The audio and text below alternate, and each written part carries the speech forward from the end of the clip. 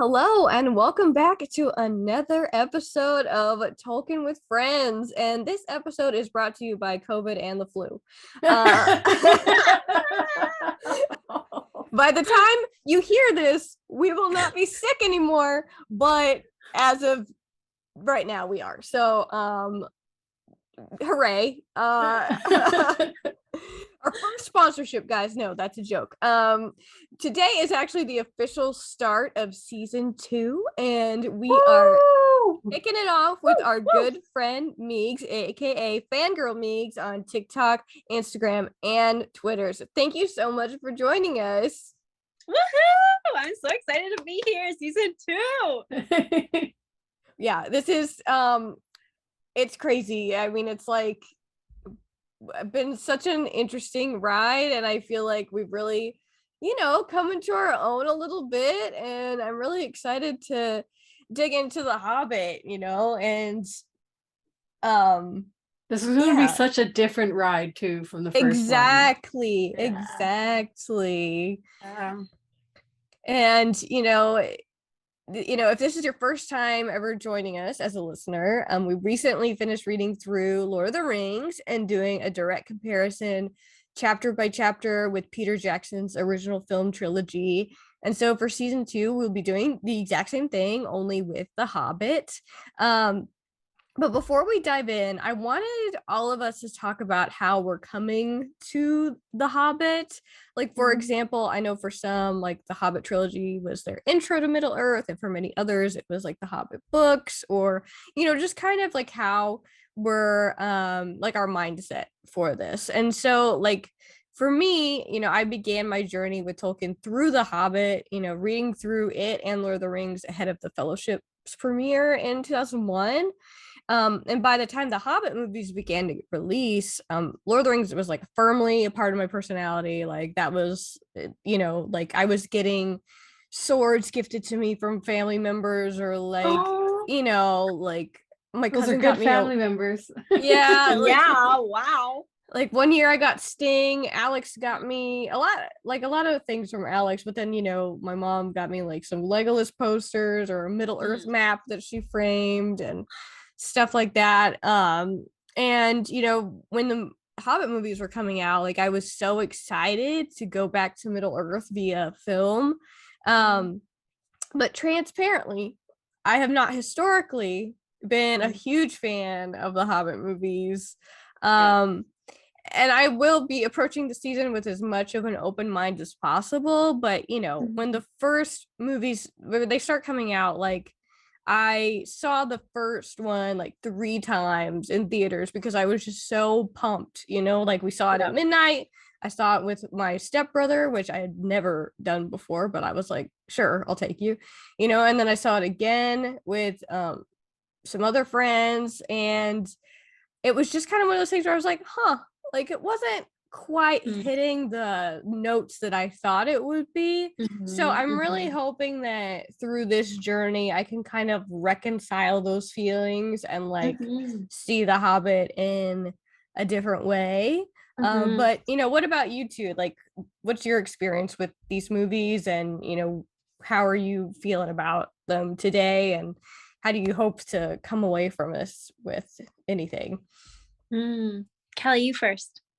Oh, okay. I was gonna say Meeks, go for it. But okay, I'll start. I started reading the Lord of the Rings trilogy, and I finished them before I actually made to the Hobbit. So I did this in the wrong order. It's just the way the books came to me. So yeah.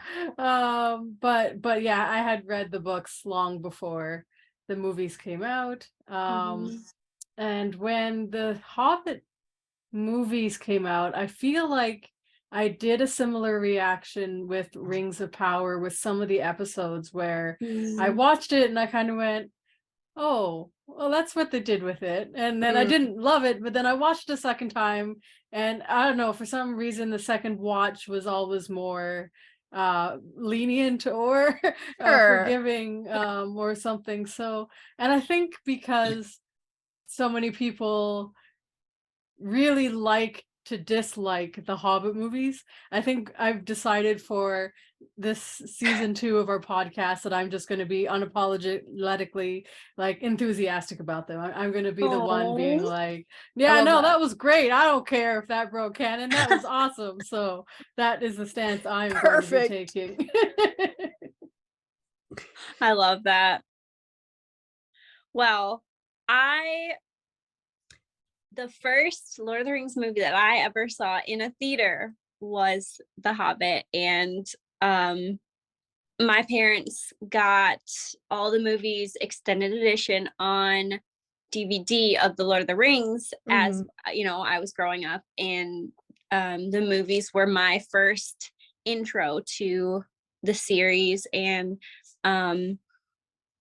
it was something that I think I was a little critical of in my own way, but not coming from a book stance where like I had previous knowledge or preconceived notions of how things should be, but more of just like, the, you know, CGI or like whatever it was that was kind of bothering me was just kind of from my own experience.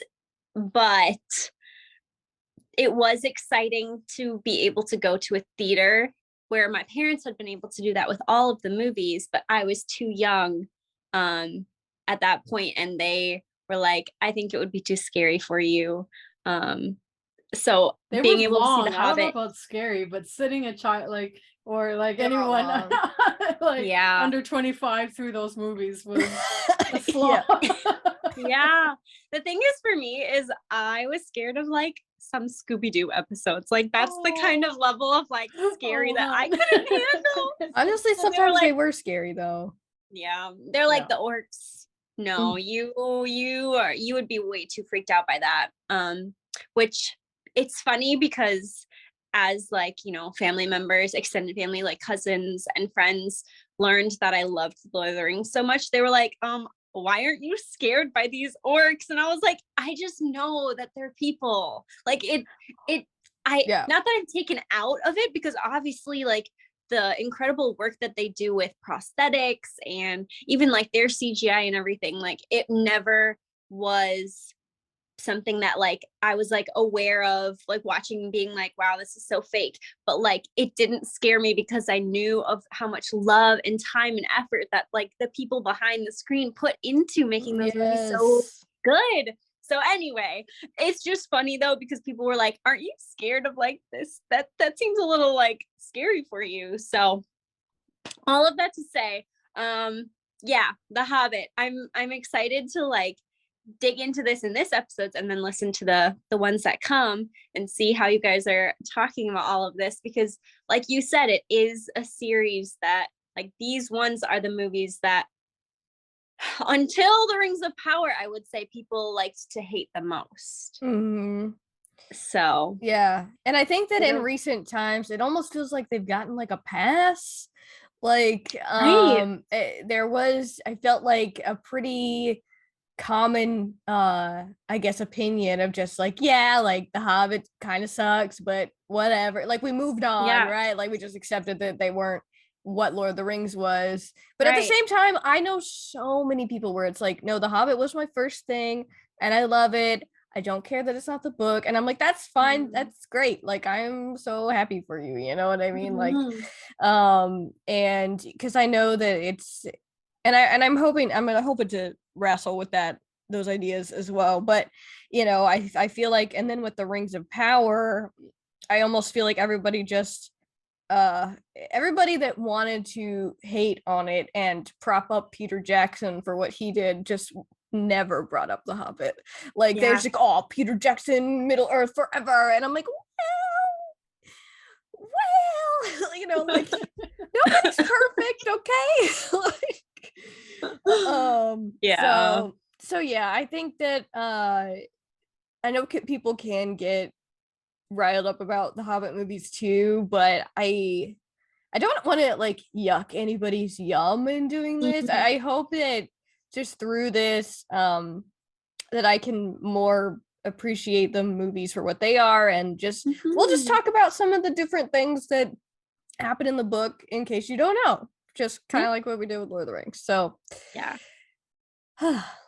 So, with all of that said, for today's episode, we are covering the first chapter of the book, An Unexpected Party, and like the first 40-ish minutes of the movie and The Hobbit, An Unexpected Journey. We all know that the Hobbit book starts with the iconic line, "In a hole in the ground there lived a hobbit," which leads to some explanation about hobbits and who they are and what they're like, from their long, clever brown fingers and deep, fruity laughs to what it means to be respectable, right? Basically, that you never do anything unexpected and money doesn't hurt either. And I love that whole like setting it up, the way that it opens, and in contrast with the book we have in the movie, it opens with Bilbo writing to Frodo saying that, you know, he may not have told him the full story about the Hobbit, and they kind of kick it off with an explanation of the town of Dale and the dwarves of Erebor, and including Thorin and his father Thrain. And in the book, this story comes later, you know, just as basically like in the book, we're kind of learning things as Bilbo does, but here they kind of set it up more kind of like they do with the Lord of the Rings movies, right? Like they've got kind of a bit of a prologue bit, and they're also kind of like a parallel with Fellowship, and they're also kind of giving us backstory on the dwarves, and we're also they're kind of banking on people having nostalgia for the Lord of the Rings movies with this. So you know, and that's cool, and I think the only thing that I would say concerns me about this framing of the movie is that we have a kind of Bilbo decentering himself from the story right at the outset. I think that is quite an interesting change, continuing to call the movies The Hobbit, right? So you would it kind of sounds like it should be all about Bilbo, but so here's my thing in general about The Hobbit is that it's this adorable, it's like whimsical tale. Like, sure, there are dangers and adventures, but at its heart, it's to me about how Bilbo not only finds his courage, but also realizes his abilities to be a leader, and, you know, expands his worldview from kind of what we expect a hobbit to think about to like introducing him to elves and dwarves, and, you know, making friendships literally all across the continent, you know.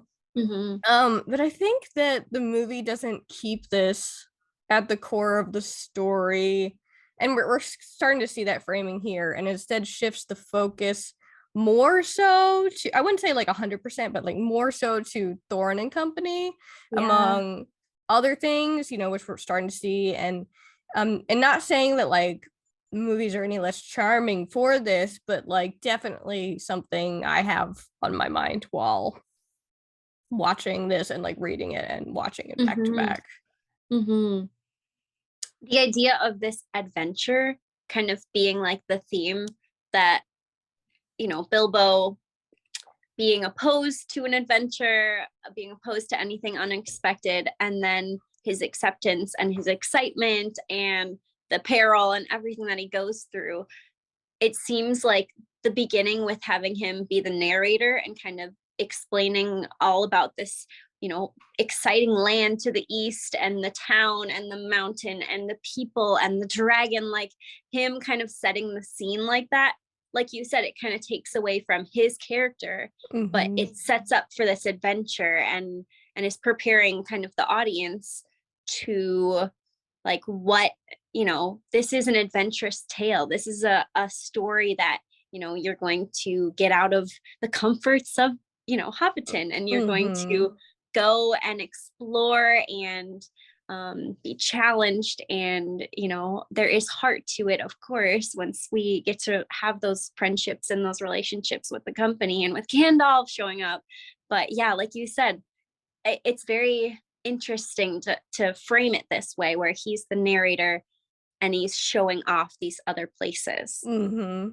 Yeah, and it's also funny the way that, I mean, like, I think Ian Holm is a wonderful actor, and he's just such a great Bilbo, I think. And I think Martin Freeman steps into those shoes really well also. Yeah. But I noticed that when Bilbo is kind of explaining Erebor to Frodo, it's almost the way that he says it, it almost sounds like he was nostalgic for it, like Erebor. Yeah. Like you weren't there when it was Yeah. like him happening. It's like but I get why they do that. And I know that Ian Holm in the Lord of the Rings would give like multiple takes of things, so I wonder if this is him doing the same thing, and if he said it and he would do a multiple takes of the line and give a different like emphasis each time and like a different vibe. I don't know if he did that for this, but it'd be kind of interesting to know. But Callie, do you have any other thoughts about that, like just the initial framing of the movie right here? So it's interesting that we're starting off by talking about Bilbo as the narrator. Now, I'm sure you've heard a few times the theory from our friends at the Solherum Yes. that the Hobbit movies are more, if you look at them as a very fanciful tale told by an unreliable narrator who is Bilbo, that has helped them find some love in their hearts for the Hobbit movies. So it's interesting, I think, that we've started already with this conversation. I know it's funny that they say that. I mean, they do kind of spin it like that, and then later when we get to a part after Bilbo kind of faints, Gandalf is explaining or he's telling Bill a little bit of Bilbo's history to him, which I also thought was funny because like hobbits are obsessed with their own family trees, so it's like Bilbo should know that. But he basically tells the story of Bulwer Took and how he like lobbed the goblin's head off and also invented the game of golf at the same time. And the Bilbo of the movie is like, oh, that's ridiculous, and Gandalf was like, well, all stories need some embellishment or whatever. And so I feel like they're doing a lot like with what you just said. It kind of feels like the way they wrote this one is to be more like wink wink to the audience that like things about to get like it's like I don't feel like they're doing a one-to-one in quite the same way that they did with Lord of the Rings, and it's like I think that going in I was probably expecting more of that, but going back and like talking through this with y'all, it seems like that probably maybe shouldn't have been the expectation, just based on how they're just even initially setting it up. Because overall I wouldn't say that this first part of the movie is that terribly different from the first chapter. Like they move some things around, but ultimately like the vibe is kind of the same.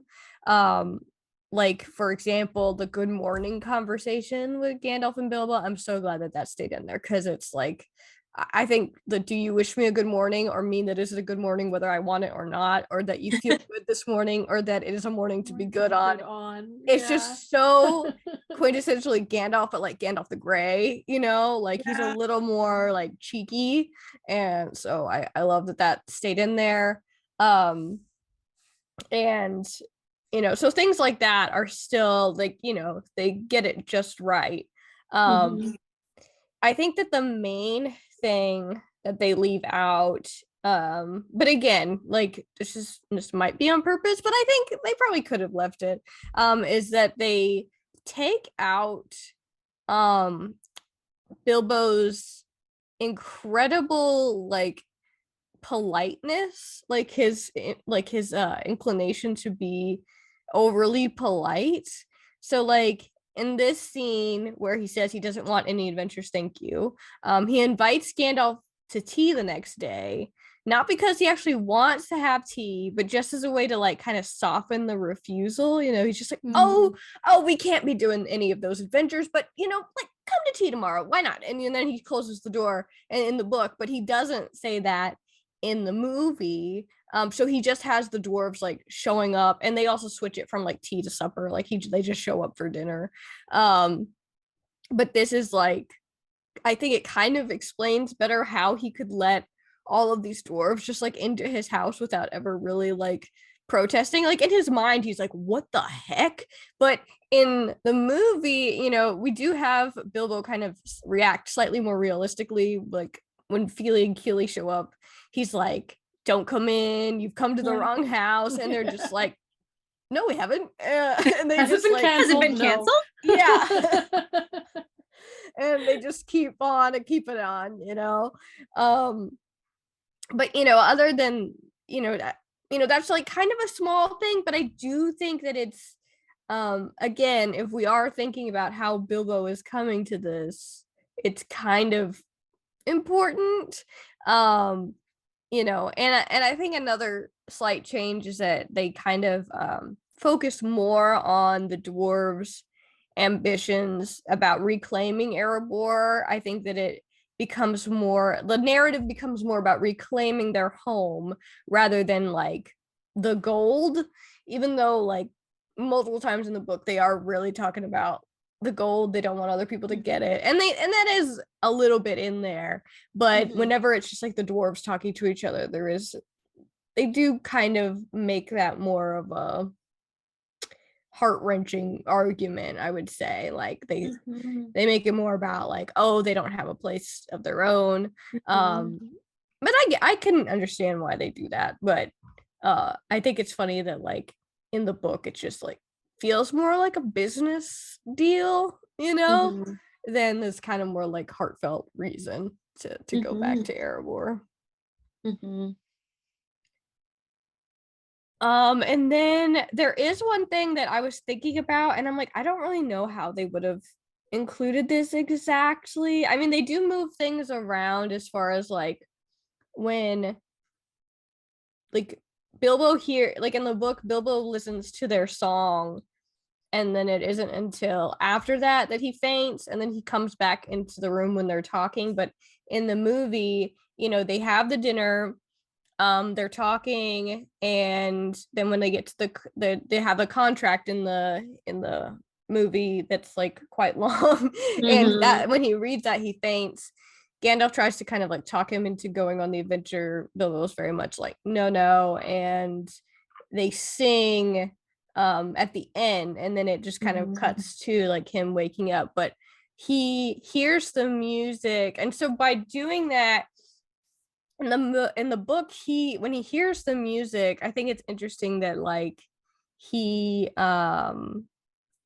it says that as Bilbo listens, that then something Tookish woke up inside of him, and he wished to go and see the great mountains and hear the pine trees and the waterfalls and explore the caves and wear a sword instead of a walking stick.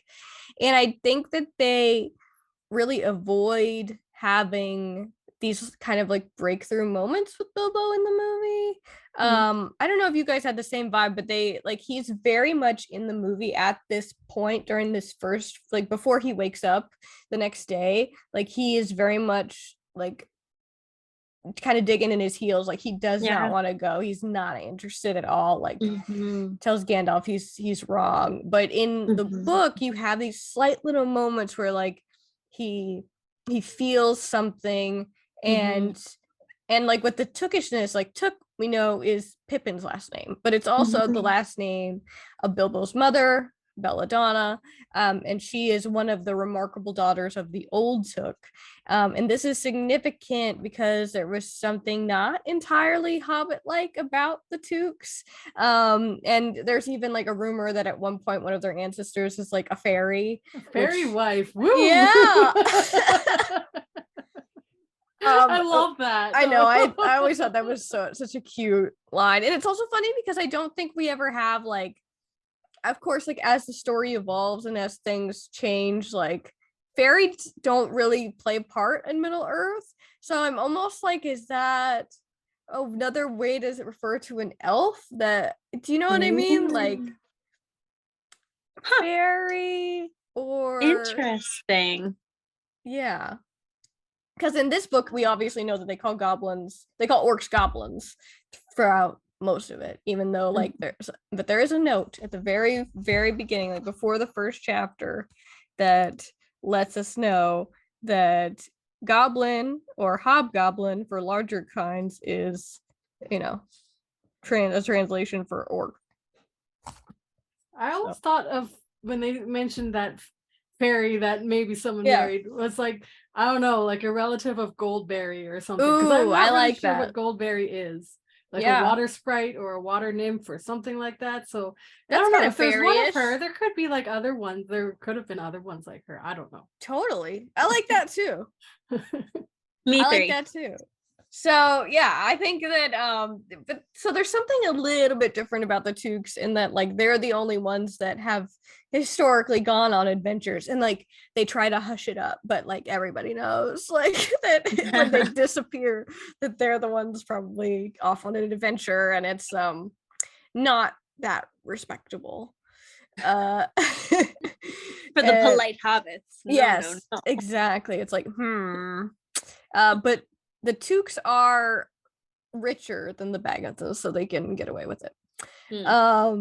So like we were saying, like Bilbo doesn't really talk to the dwarves again after he faints, but this is the point in the book where he kind of comes back into the room, and he overhears Gandalf he overhears them talking, and earlier Gandalf had kind of stood up for him, saying he can be fierce in a pinch.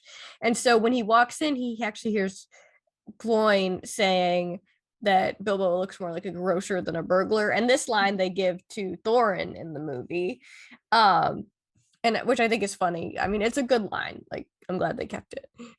So he enters the room, if only like because it does kind of like it hurts his pride a little bit.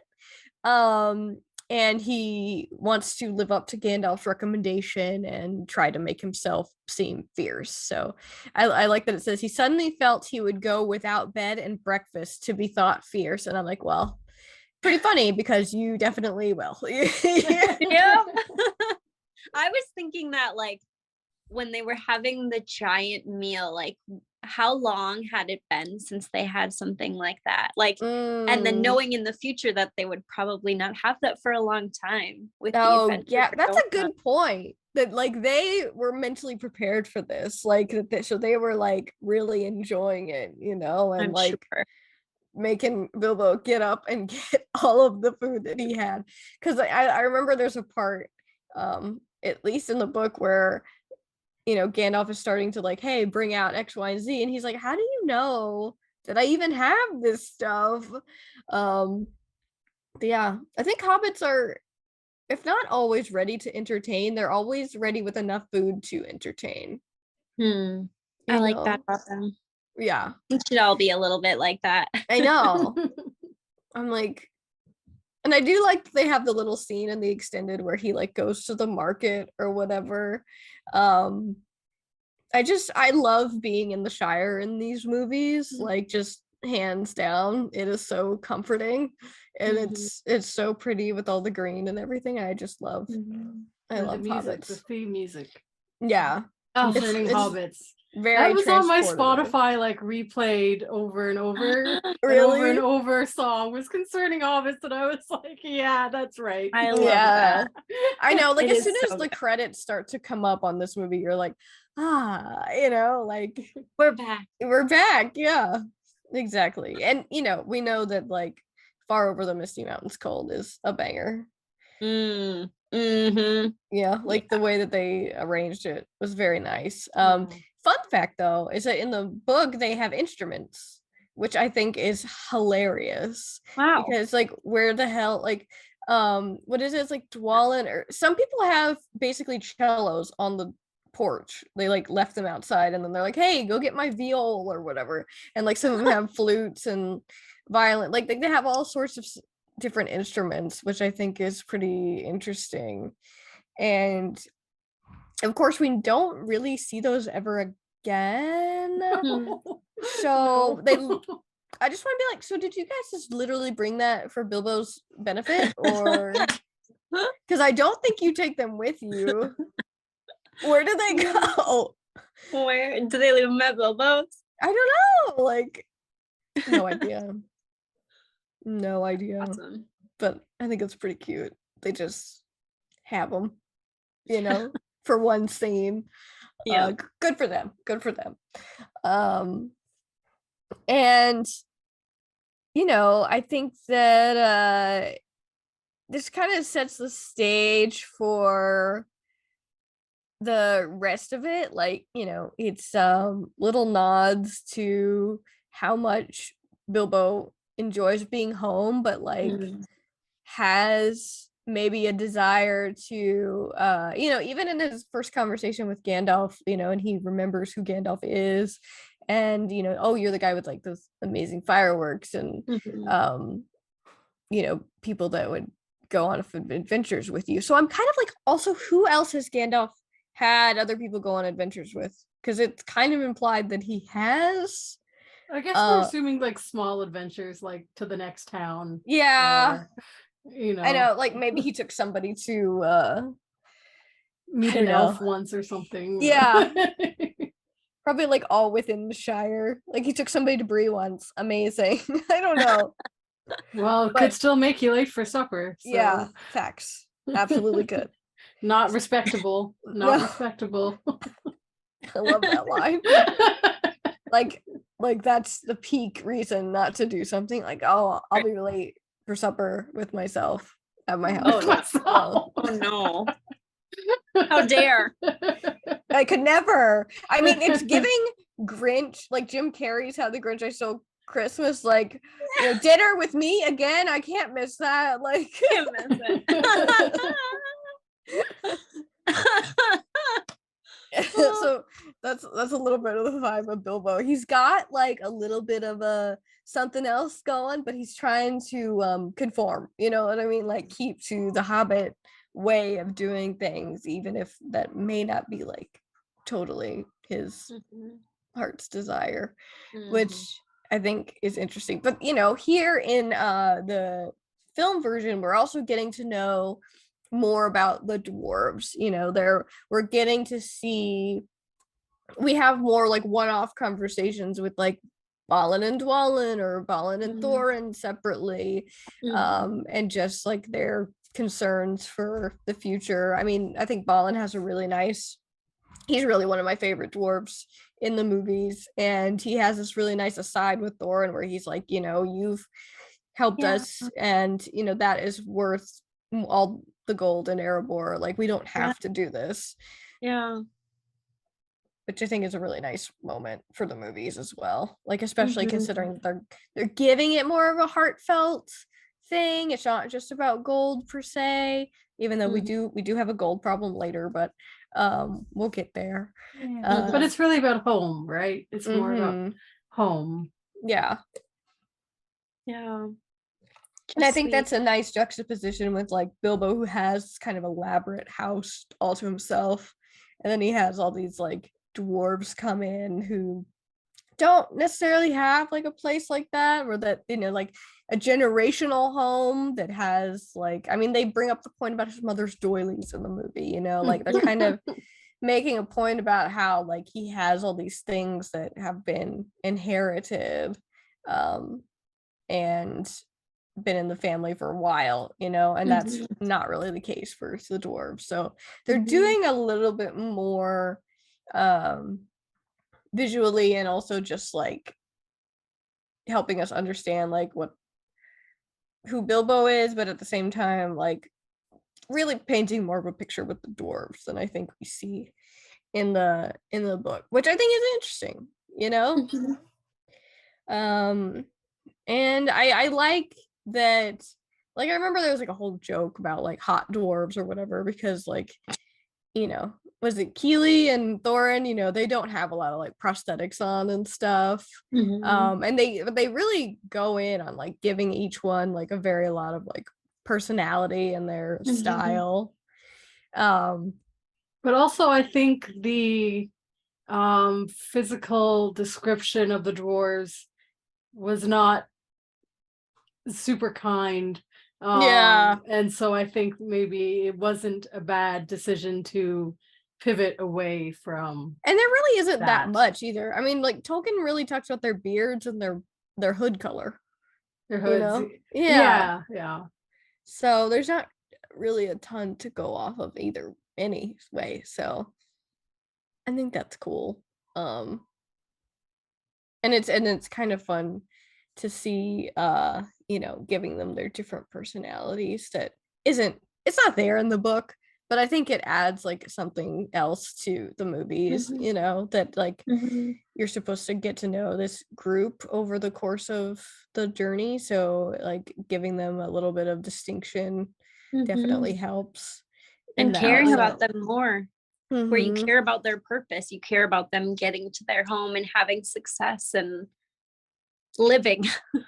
Yeah, because to follow all of them through 3 movies is a lot, and it's just a lot of plot points, or technically they all stay together and they move sort of as one, but it's nice to have individuality in that Yeah. big group. So the movies did a good job with that. Yeah, I think the design, I mean, there's so much really going for The Hobbit. Like, I think the actors killed it. I think that, it's still a beautiful, fun romp through Middle Earth. And it's just kind of thinking like, I think like the expectation setting at the outset is really important, because it's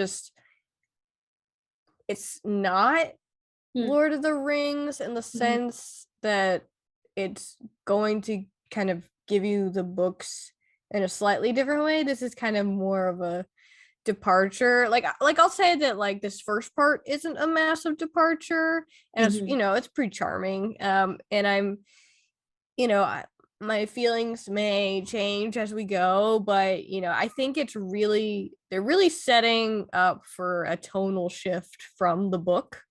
And whereas I think the Lord of the Rings is bringing the book to life and making it a good movie, this is starting to feel like the ultimate goal of the movie was altogether different. Like maybe not so much directly adapting the novel, but to create something else within the Middle Earth Peter Jackson had created previously. Yeah, I agree with that. Like making just an epic adventure. And I wonder if like the success of the first 3, the Lord of the Rings trilogy kind of gave him and the writers and producers and everyone just a little bit more of like, let's try this, let's do that. Yeah, absolutely. Hey, we told him at the front that yeah. I think we have gone like COVID. 40 minutes of recording without one big cough, so I think this is we're doing really I know, well. we're like over here like, don't do it. No.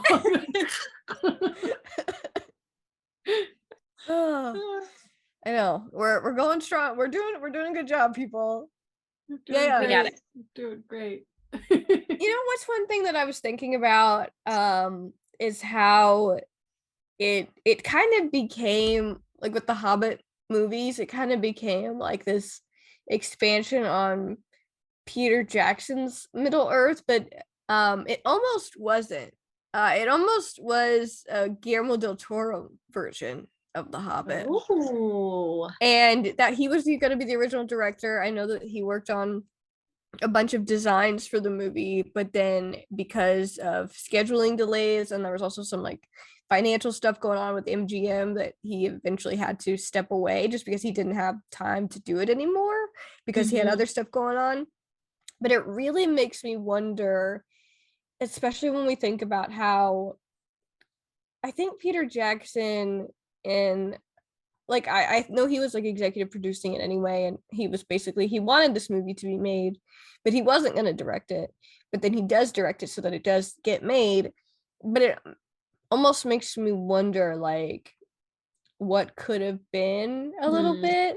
Yeah. And just so far as like not even just opening up to another interpretation of Middle Earth and Tolkien, but also like people's fundamental like mental image of Middle Earth, I think has been so cemented because there's been 3 trilogies there's been 2 trilogies, 6 movies all by Peter, that have this very like certain look, and of course that those were inspired by other artists, and John Howe and Alan Lee helped build. But I think it could have been really interesting for us as a fandom and just like people at large if Del Toro had been able to realize his own version of The Hobbit.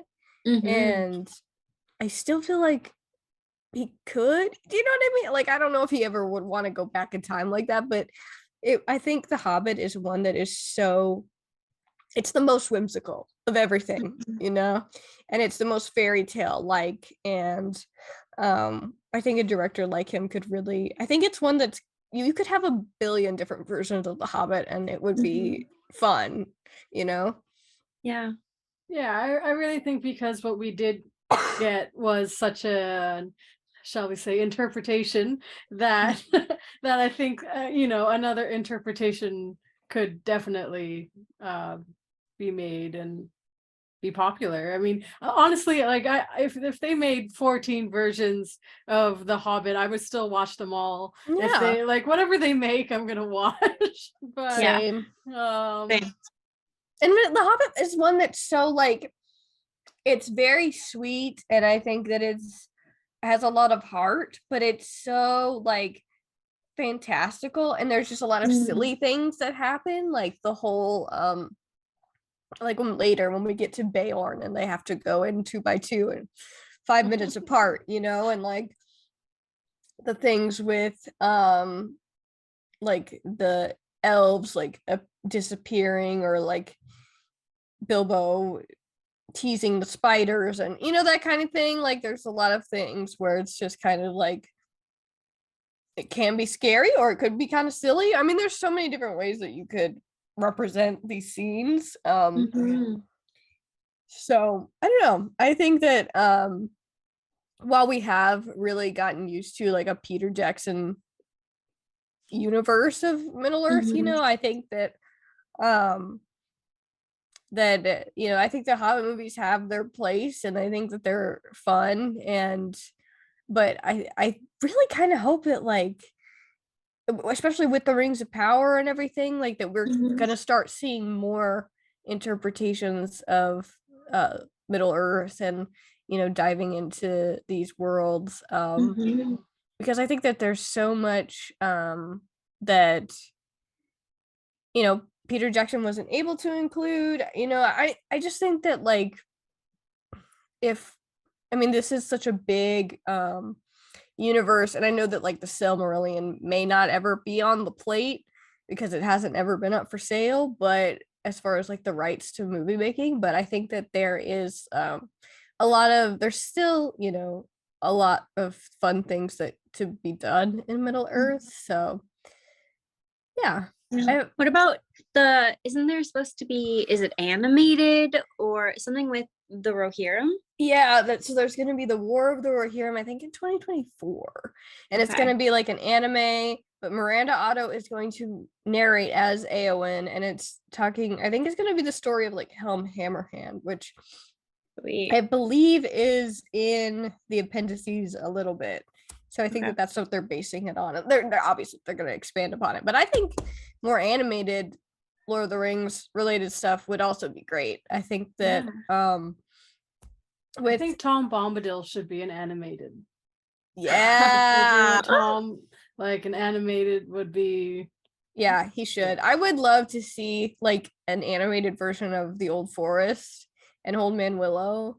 I think that would be, because that scene's kind of scary. It's pretty scary, yeah. So I think it would be better like animated. And I think that there's also like, I don't know, there's like parts of Tolkien where like that weird dread feeling he's able to write, but it hasn't necessarily always like translated to a movie. But maybe animations could help with that. I feel like it's that's in the music. Yeah. Conveying dread. I feel like the music would have a lot to do with that. Totally. Oh yeah. Agreed.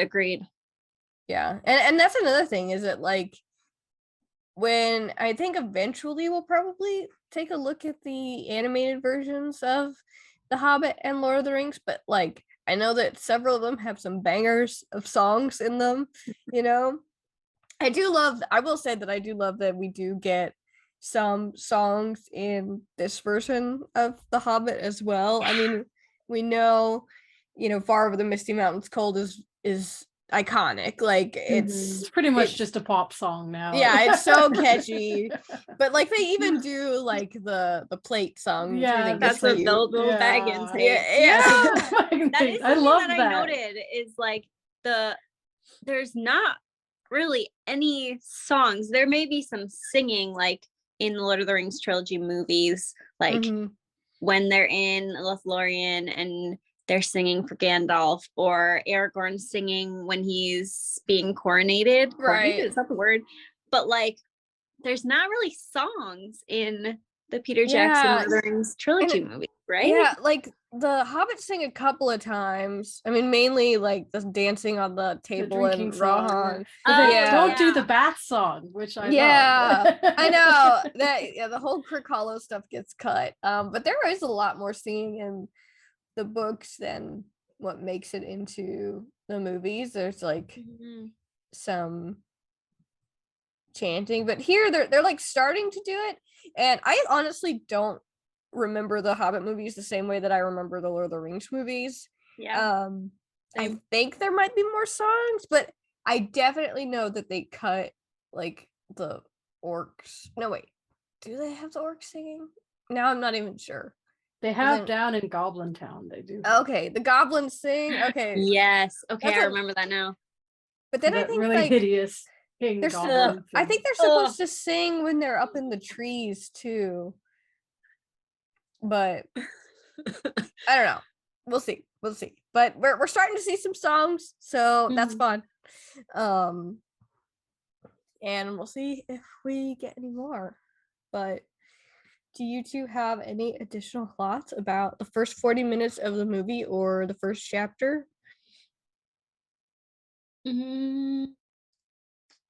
Just some like nostalgic love seeing Gandalf when he hits his head against the chandelier, just like that throwback moment. When he sticks his eye through the window, that's what I oh my gosh. I know, it's like hello. Oh no. I know we can't laugh or we'll cough. Yeah. But I also love that they give this to is it Dory? They give it to one of the dwarves instead of Bilbo, but they have, again, they kind of like downplay Bilbo's really super politeness to be a good host, but they have, I think it's Dory or Nori or one of them ask Gandalf if he would like some tea, and he says no, red wine, thank you, which I think is amazing because it's like, this is red wine, Gandalf, and by the time we get to Fellowship we have just tea, thank you, Gandalf. So this is the Gandalf that's like more inclined to party. Go Gandalf. I like that. I hadn't picked up on that, Andy. That's really cool. Yeah, we've got like party Gandalf, and then in the Fellowship it's more like taking care of business, like he's cooled down a little bit. Gandalf. Which is funny because he still has a ways to go. Yeah. In the next couple movies. Yeah, absolutely. Wow, we could do a whole podcast just on Gandalf's journey. My God, I know. I just realized that. But no, I thought the movie kept it, like, for this chapter, kept it fairly consistent. Yeah, like and faithful to the books. So it's a strong start for me. Yeah, I would agree with that. Cool. Well, I know that we are ill, so I think we'll end that one there. So basically where we're ending this one is Bilbo is about to wake up. We know that in the end of the chapter it says that it was long after the break of day when he woke up, because he was kind of hearing Thorin humming the song. And so we've talked about we must away or break of day several times at this point. So I love that Tolkien is like, it was long after that when he woke up. So next time for the chapter Roast Mutton, we will have Bilbo waking up and see what he decides to do next, and how this unexpected journey kicks off. And so thanks again to Callie and Meegs for being here and kicking off season 2. Would y'all, before we go, would y'all like to give your a reminder for your socials, just so everybody knows where to find you, in case they didn't write it down at the beginning? Yeah. Okay. I'm FanGirlMeegs. You can find me on TikTok and Instagram and Twitter. I am mostly on Instagram these days, but would love to get back into things. And maybe this podcast will be the thing to push me back. Excellent. And I am Callie Cosplay on TikTok and Instagram and Twitter, but mostly TikTok, I guess, and the Discord where we all hang out, of course. Yeah, absolutely. Join the Discord if you haven't already. There is a link on TolkienWithFriends.com to join, or in our link tree. And of course, if you're not subscribed already, please do so now so you get notified as soon as we get new episodes published. We're shooting for every couple of weeks this time. And we are also on Instagram and Twitter. So find us there for fun podcast clips and some other fun things as well. And we will see you very soon.